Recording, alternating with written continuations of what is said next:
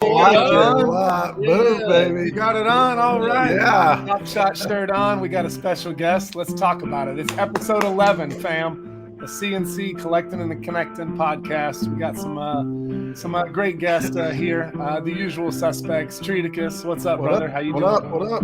Good. Yo, King Brett. Always a pleasure, man. Glad you're here. What up? Yes, sir. And we got a New York Knicks fan right here, a huge C&C member, always in the chat. I'm super excited about this, guys. GWEX20. What's up, Glenn? What's up, guys? How's everyone doing? Good, man. Thanks for joining us, bro. Yeah. Yeah, it's definitely going to be so weird. Yeah. It's going to be the weirdest episode. It's going to be the most watched, though. You think I don't so? understand why. Tell us why. I don't know. I just think it's going to go off the rails a little bit. We'll see how it Nice. goes. I like that. It's being off the rails is good. We've definitely been doing that, and you're definitely going to help us get there. I feel some tension though, right off the bat. Honestly, the Jalen Brunson tension. Oh, I feel some tension that these Mavs fans got a little bit. They're a little bit passive aggressive towards you already, Glenn. Why? Because they should have stayed in Dallas. We're not. We don't think that at all. Yeah. Well, the funny thing is, and I talked to Three Ball about this, there are so many players that were on, the Knicks that went to the Mavs, that were on the Mavs that went to the Knicks. Yeah. There's just like a billion different connections. Yeah, like go to one team, lose early in the playoffs, go to the other team, don't make the playoffs. Yeah. Like just back and forth, very little success kind of thing is what you're saying. He's there trying you to get go. us to Throwing bring shade. in Don't get Celtics. worked up, Glenn. Yeah, I love that we joke No one a lot cares about about that. the Celtics here. Well, what started this was with King Brett and Julius Randle sharing the same woman. Yes, and yeah, That's actually what started this whole thing. it Yep. really. I mean, it's kind of It's- like I'm an honorary Knicks fan. Yeah. Because C&C was conceived that night. I mean, something probably, right? Who knows? Started. But we actually me and Three Ball went back and forth online, and we were naming like all the players. Like we got rid of Frank Ntilikina because he doesn't do anything, and then Right. the Mavs signed him. Yeah. It's almost like Dolan and Cuban have this thing where they just share players, and like one of them goes to the other one goes there, and it's very weird. King Brett and Julius and Randall share women. You got to Yes. imagine in the front Lucky offices, Whitehead, few others. not to talk basketball or anything, but you got to imagine the front offices that they do have those type of partners, Glenn, where they're the first ones to pick up the phone. Glenn, I know I'm calling New York. We got to get going on the phone. Let's get Reggie Bullock back and forth. Reggie. Yeah.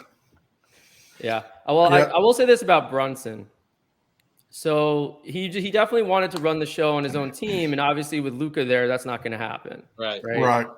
Right. So now he has the opportunity to lead the team, with all the connections with his dad and, Leon Rose and the old Knicks and all that stuff. So it was kind of a matter of time that it would happen, I think.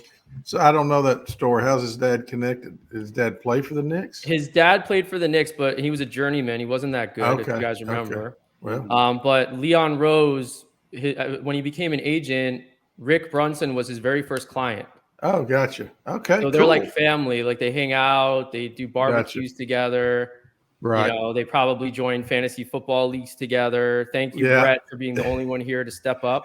Listen, I asked Chris. Chris is like, "What is this foosball you're referring to?" I don't know anything about it. I I can't literally talk to him about NFL. King Brett's definitely down for fantasy. I don't know anything Yeah. And about then it. Three Ball was like, "I'm already in 27 leagues, and the 28th is my limit, so I can't join. Sorry." I did look back at our DMs when we first started talking, and it was back in October of last year. And it was because we were both really into all day at the time and finding NFL moments. And then fantasy had just started as well. So Yeah, we got that coming up. You're a G-Men fan, right? New York there as well, right? Giants? yeah, Giants definitely. I don't know though. Like I like NFL all day, and I'm rooting for it as a dapper product, but I kind of focused more on NBA Top Shot at this point. Yeah. Is basketball your favorite sport or is football? I mean, what I think drew- basketball is my favorite sport because I can play it as well, and Yeah. I try to play a few times a week. I played organized basketball when I was younger. Yeah. I have a lot of just interesting stories. I want to actually ask you guys some questions too, if that's all right. All right. Well, let me ask you about your two days a week basketball. Is this a men's league or just pick up ball in the gym? It's a men's league, but 1-on-1? it's kind of like pickup ball too, because we just we make teams based on what time you get there, and you try to make them fair, and then you just play to 7 going by ones. We're playing on these courts that are slightly smaller, so you don't have any 3-point line, which takes a lot to get used to, because I am like a muscle memory 3-point shooter. Yeah. Like I'd be in range. I'd be in range in the parking lot. Come on. Somebody'd have to pick me up. Somebody have to pick me up at the door. I just like not having my run face. apparently on this court, so I already like it. Yeah, I like the shorter court in my older age. That sounds great. I'll throw an sounds outlet fun. pass. I'll throw a Kevin Love, the full court. Oh, hell yeah. Hell yeah. Yeah, well, hopefully we could all play together at some point if we meet up. Or That'd be great. I'd love to get a C&C pickup game. Yeah, I'd just set King Brett down there on the block and see if anybody could stop him. Nobody's going through me, but you might go around me. No, I was going to say, you may not be the fastest guy, right? That body. Well, I tell you what, we play a game of horse, and I don't think anyone here is beating me. I got some secret shots, home field court. I mean, y'all practices a lot at the house. He's got his own goal. Did you say home field court? Yeah, I did. Freeball never comes and hangs out with me down here anymore, 45 minutes south of them, but we used to play quite a bit. That's the football side of him, of the home field court coming out of there. Gotcha. Yeah, I just home feel court like advantage is what you were looking for. I there. feel like you can. I said it proper. I feel like it's going to be hard to move you off that block, baby. It's going to be hard to move you off that block once you get settled in. You and 3-ball on anytime, anywhere for a bowl of queso. Game on. Ooh, I love that. That sounds like a awesome. good time. But yeah, so it's actually pretty cool, because there's people that are, in their 20s. So there's all these young guys that have their full athleticism that are really quick. And then there's actually a few guys that are pushing 70. What? Wow. Yeah. And they still play, but they can be limited in what they do. They can rebound a little bit, maybe take an open shot. They're not going to be, flying on the fast break. Right. They're not going to be in the hustle and show set this next series. No. Dude, I'm 50. I'm just hitting my prime. I mean, so 70. That's to you. Yeah. 70, I'll be just rocking. If you're listening on the podcast, Triticus got some major buys, a little tattoo right there. That's big I thought this was about the Cavs. I didn't think the buys were that impressive. Listen, I got the whole total package, baby. Yeah, don't have him stand up. He's not wearing pants. So. Well, that makes 2 of us. I was going to say there's going to be a wardrobe malfunction. Make that 3. Make that 3, folks. Only one fully dressed is 3-ball. Are you guys going commando too, or? Yeah, my goodness. Since we're getting into it. It gets sweaty in Texas. I don't know. You might get stuck to the seat. It does. Cold leather sticks to your bare skin too, and it kind of peels off, so it's not really as good of an option. It makes a sound every time I get up. Oh, this is why I will never. Yeah, I actually like Texas. Like I would consider moving there, but it's too hot. I can't be in that heat all the time. Well, you can either live in the best country ever, Texas, or you cannot. It's a choice, and everyone can make it. I support you no matter what you decide, Glenn. That's a good point. I don't know. I might have to be like a Dallas Cowboys fan at that point. Whoa. Hello. Thank you. I knew you were one of the first things he said to me in those DMs, we were talking football, and I mentioned I was a Cowboys fan. He said, "Don't worry, I hate the Eagles more than I hate the Cowboys." That is true. Wow. That's an friends about that then. Yeah, the Eagles are the worst. The Eagles fans are the worst. They're aggressive. They're nasty. It's just a different level. Well, man, we got a few in the C&C chat that are not going to like that. I love it. That's okay. They know it. They're proud of it. They throw batteries at Santa Claus. There was a jail in the I don't know anything about NFL, but I do know this. Didn't their coach cry on the sidelines and stuff? Didn't he cry? Real emotional. I mean, the Eagles coach. You dropped it with that one. I think there was a moment at the end of the year, and that's funny that you know that, but you don't watch NFL or know anything. I don't know anything about the NFL, but I do remember a coach crying, and I was like, "What's he doing? Like, why is he crying like a baby?" Wait, that's not entirely fair. I mean, Chris DM'd me the other day, and he's like, "Man, those outfits are mighty tight. I might get into football." Well, you see my heartbeat if I wore those pants. Can I just say that this is just a super group of handsome people, and that's true. You all have facial hair. Kind of. This is, you guys ever see Zoolander? Yeah. Remember when the guys are spraying gasoline all over? That's what this reminds me of right now. Oh my gosh. You're pouring gasoline on this podcast is what you're doing lighting right now. a cigarette? You're so hot right now, Hansel. Oh my gosh. See? Not an MB turner. Yeah. I don't know anything. So I wanted to ask you guys. I think I know right over Tridica's head. I don't know nothing about no Zoolander. Just like Glenn's 3-ball shot. You got the floor, Glenn. What's up? So I think I know Chris's answer, but what is the number one moment in your basketball career for all of you guys? Number top one shot moment or moment of our like real life moment, like a game you played in or something that happened to you or that you experienced that was just amazing. That's easy. I mean, I don't know if you've heard my story. I think I saw there was an article. Yeah, but I don't know that it's been on the podcast yet. I don't know that I've told you this story. No, I don't know that. In this story, it goes into it's University of Central Arkansas lore, man. You still talk. People still talk about this. I played ball at UCA. If you went over to the Fair Center today, I bet somebody'd stop you and say, "Hey, you ever heard about this when Pippen came to town?" Scotty came in the summertime and he'd play train with us and play pickup. And so it was a 3-on-1 break. Pippen was the one, right? I come down, I pull up at the top of the key. He's like under the basket when I pull up, right? Mm-hmm. And he's so long, he almost blocks my shot. He literally, it was a foul. Not a big, just kind of taps it. Dude, silk, nothing but net. Ooh, nice. Nothing but net on Scotty. And I just whispered, tell Michael he's next. Wait, what year was this? It was 1991.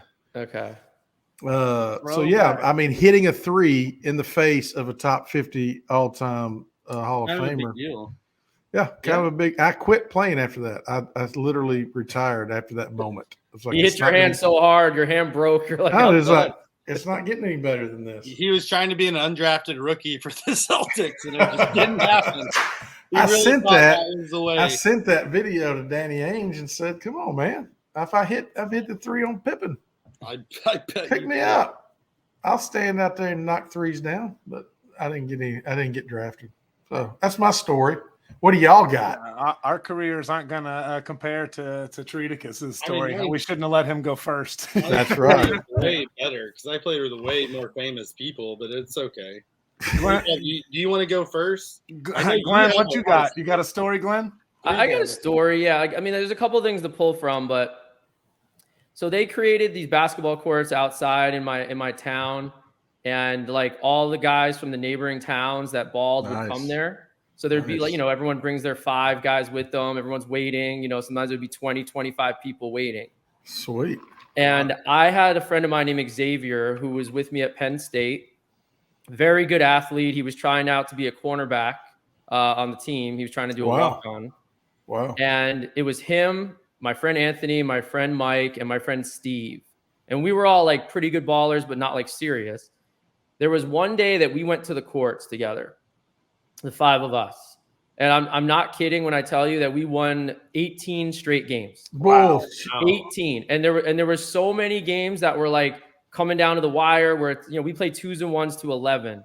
So it would be like, it would be in the balance, the win or whatever. And Xavier would make a move and, get past someone or whatever. But it was insane because everyone was trying to beat us. Everyone was hating on us. Yeah. Everyone was like, someone's got to beat these guys. And we literally left the court undefeated. We played up to 11. Again, we were there for probably 3 hours plus, maybe 4.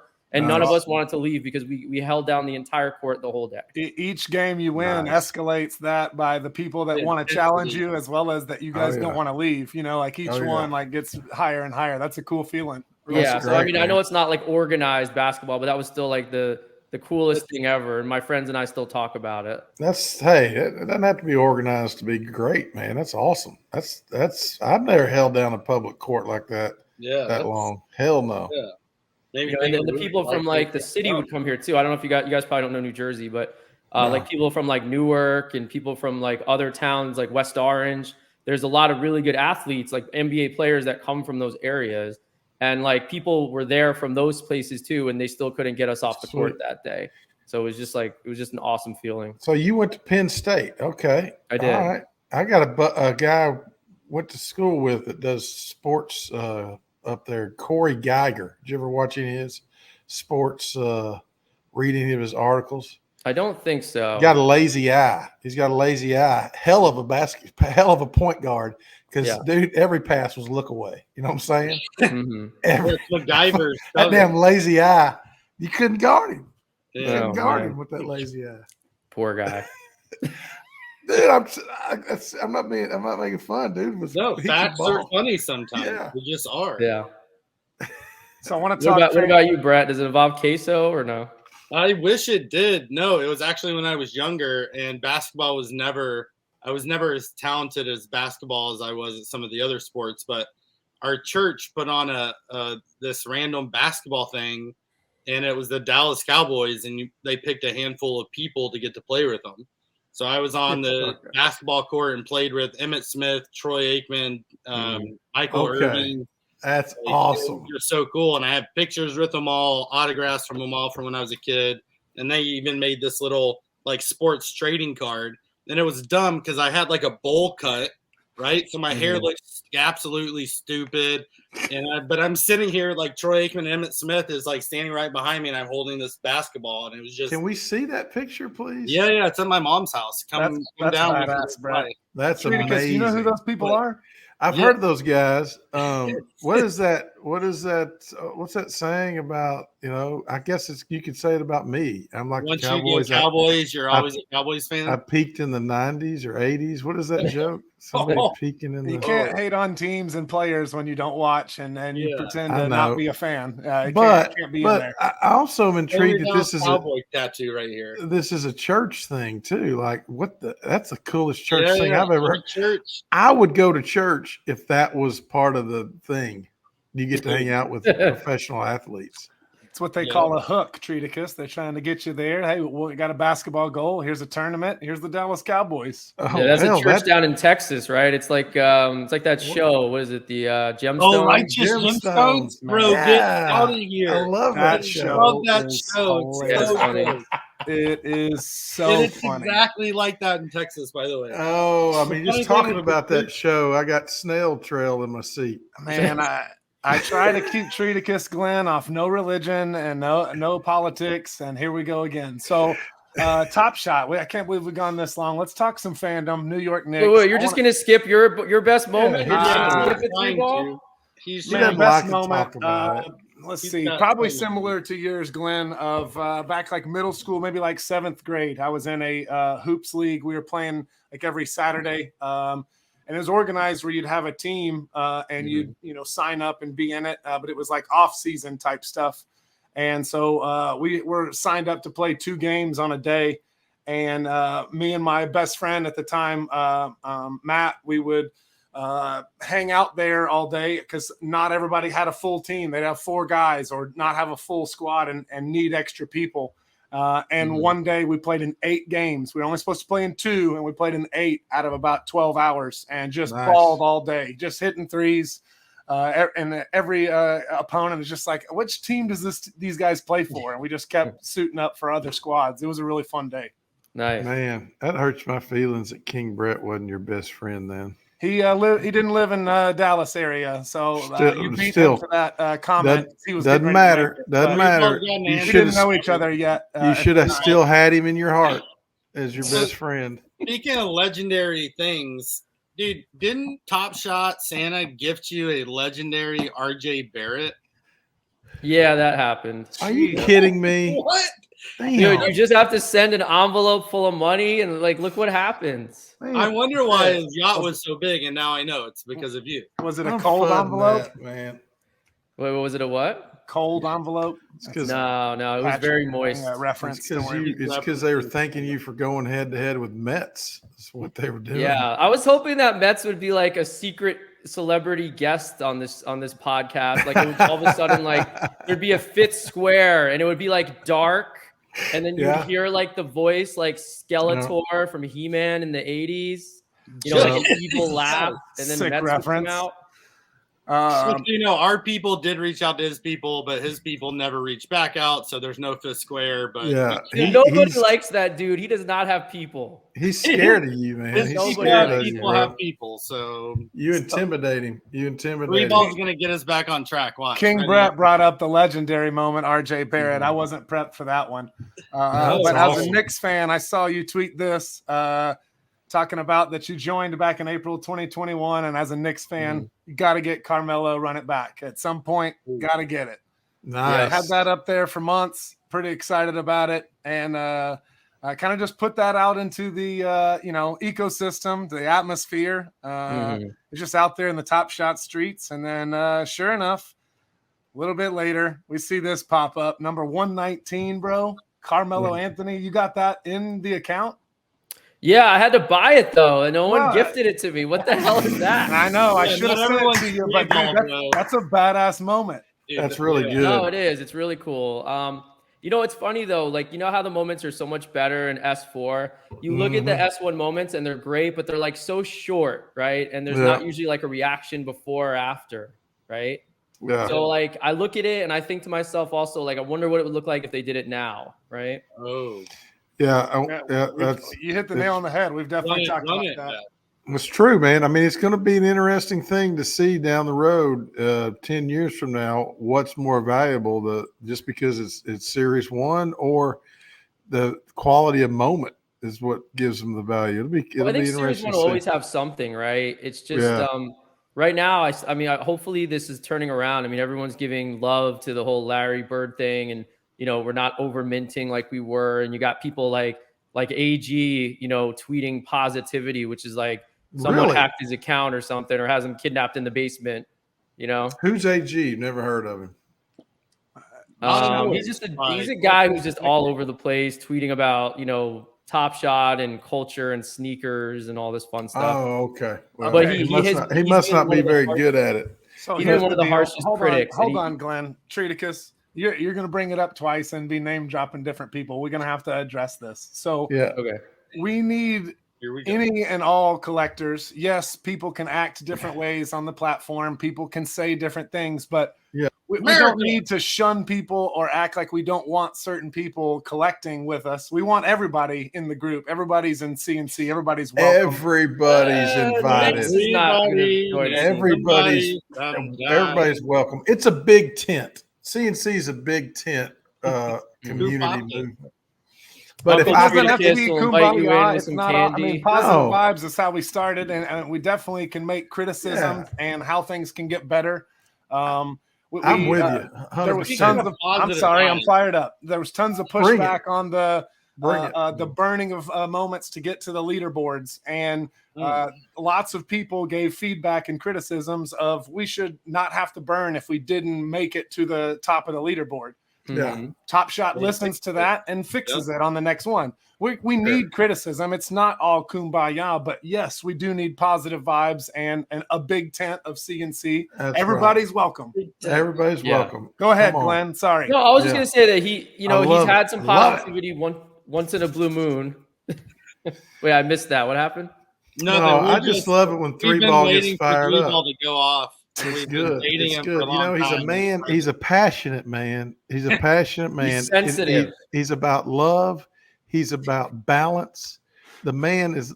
You got to understand. Just being in his presence, I feel like I'm 10 times the person I was before. Just I got to spend a couple hours with him, feeling the balance and the life force coming off this man changed me forever. That sounds cool. Three ball, baby. Good heel turn. Go ahead. What you got, man? I saw something interesting when I was checking out your page, Glenn. You made a post a long time ago, and it was the top 9 people to visit your page. Like the top 9 people looking at your account. And number 1 was Own the Moment. This is looking at your Twitter. Yeah. See, do you think that was accurate though? It was like this thing you can put your information in. It told you who was looking at your. I don't know, but I'm going to read off this list because I thought it was pretty awesome. One funny. of you guys here is on that list. Number 2, Trade Show 33. Number 3, Viewer. They kind of like you. You got an RJ Barrett legendary from them. NBA Top Shot. Number 3, looking at your account. Number 4, Leet. What up? Houston Rocket. Number 5, Chewy Wolf. What up out there on the West Coast? Okay, I can see that. He's Bullshotting. Okay. Lee Gaines. And number 8, 3ball 34. What up? Top viewer. Stalker. Number 9 was Wins. Dude, I need a restraining order. I'll be right back. Stalker. You got to file something. This is how much info 3ball sends us before every show. He goes in depth through all the accounts. He does the research, man. Dude, you're kind of a big deal. I don't know if you know it. Own the Moment, NBA Top Shot, checking out your accounts. Like, yeah, I don't know. I just love talking about it. I think it's a great product. I mean, C&C has brought it to the next level, right? Damn right. Love it. You know, so I don't know. When I get into stuff, I try to do it right. I'm not like, if I'm into something, it's not usually just like casual where I just don't care about it. If I'm spending time on something and trying to connect with people, then I'm going to spend, effort and energy and positivity towards it. Excellent. Love that about you, bro. Hey, we feel it. We feel it, Glenn. He showed energy and effort to get this completed, and we're a big fan of both of these sets. Nice. We recently got these done, rookie debut and video game numbers. Talk to us about those two sets. Brett, first, hold on. King Brett, show us your shirt real quick. What does that say on there? Series 4 is fire, baby. I love it. Talk to us about these two sets, Glenn, and how great Series 4 has been. Well, I think Series 4 has been awesome because it's definitely like the reset button. I think it's kind of what we can expect going forward. Nice. Obviously, Season 2 and Season 3 were just like a little out of control with the minting. I don't think the amount of collectors matched up to the supply really at all, and I don't think we can argue that. But Series 4, I feel like they got back on track and they thought to themselves like, hey, we have to make people happy because there won't be a product at all if we don't, right the ship a little bit. Because, it's not all about making money, but if you can never make money or if like everything you buy is constantly going down, you're not going to get, a lot of people involved because that is important to some folks. Some of our biggest collectors, whether they talk about it or admit it or not, they're into it for the financial gain or at least, the collectability long-term as well. It's not just about, hey, this moment looks cool or check out this dunk. Like, so you kind of have to check off all your boxes where the casual fan that doesn't have much money can, jump in and get $1, $2 moments and complete some, just some common sets. Or you have these people that are going to go for these legendaries and play the, the lottery and the serial lottery and all that stuff and spend, hundreds of thousands of dollars. I think you kind of have to make sure everyone is involved and represented well, right? Mm-hmm. Yeah. I think Series 4 does a great job of that. Preach. Why video game numbers? What's that? I said, why VGN video game numbers? What about that set like stood out? And you're like, this is one I'm going for. Yeah. So wait, I think 3ball, aren't you really into it too? Not video game numbers. No, King Brett's been on it, and Torque and a few of our other C&C members are definitely all over that one. He's big. I should be because of Luca, but I've been sidetracked on rookie debut. Definitely loved that set. Excited for you on that one. I thought that one was awesome. But I'm definitely jealous of the VGN. I think that's a sick set. The player reels. Show, and it's a very limited. It's got to be just a monster eruption of points, assists. Like they're putting up big time numbers, hence the name to get that set. And I think it's a really cool set. I'm jealous of you guys. Yeah, I mean, when you watch those moments, you actually get a monster eruption in your pants. You're not wrong. You're not wrong, sir. No, so honestly, some of the sets have like good big name players, and some of the sets have like these random role players that you're Dylan Brooks or whatever, the one that I don't even like that much. But, video game numbers, look at the people that are involved in there. I mean, I think pretty much every single person is all-star, is like an NBA All-Star. And you're having these reels of like these amazing performances, like, oh, they put up 50 points, they had 20 assists or whatever. So I don't see how you can do better than that, really, like rare, limited count moments of the best players in the NBA highlighting their awesome performances where they scored like 50, 60 points. Dude. Yeah. You know what I mean? It kind of touches everything. Yeah. You're getting me pumped here. I already got it, and I'm already pumped. It's a great set. I got a little bit of it. I got enough to get that Tatum reward. So I've got 7 of them. Yeah. Nice. So we're getting ready to wrap up here in a second. Before we do, I got to bring up one more thing. You're a New York Knicks fan. It's got to be one of the most historic arenas around the league. I've only been there once, and it was for a Syracuse college holiday tournament, so I haven't got to see the Knicks there. Nice. This is you there taking pictures, hanging out, IRL. Talk to us about being in the building. What's it like seeing a Knicks game? Well, first of all, my friend is like 6'2". I look like a fucking midget compared to, excuse my language. I look like a midget compared to him. Now, that's my friend Rich. He's a huge Knicks fan. He's not into. He actually signed up for Top Shot on the bus ride back. No, you can be honest. Yeah, I mean, nice. He's more than a friend. But yeah, be honest. Glenn, I see at you. MSG is just. You can be honest here, crazy. Glenn. He's more than just a friend. Let him talk about the arena. Sorry. So we watched Brokeback Mountain on the way. Let's go. That's a finally. Got him back. He's married. I'm married. You got some. Not to each other. Thanks for clarifying, by the way. Yeah, that would have come up. Come on, Brett and Three Ball have the bromance. I mean, let's be honest. We're quarreling right now, but we do have a bromance. I love all 3 of you. I don't know what he's talking about. Now we're all gonna meet up at some weird rest stop in New Jersey. Exit 601, baby. So it is hard to be a Knicks fan, though. They've stunk. What? I'm dead. I'm trying to bring it back. All right, Knicks fan, it's hard. Yeah. Not sexually treated. Dude, it's hard. It's rock hard to be a Knicks fan. So right now on the Knicks, who's your top 2, 3 favorite players right now? Who are you? I think it's Brunson, Barrett, and believe it or not, it's Grimes. And I would have said Randall until I heard your story, King Brad. But you're welcome. I would, yeah.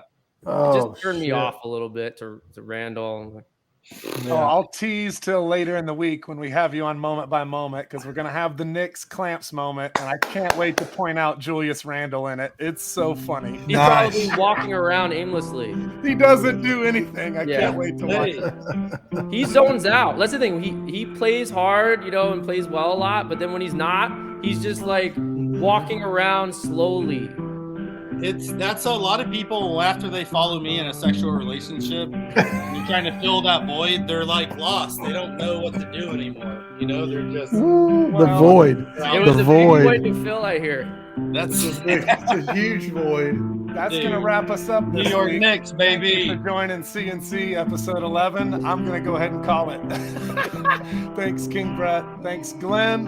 Thanks, Julius. This was awesome. I'm dead. This was a good time.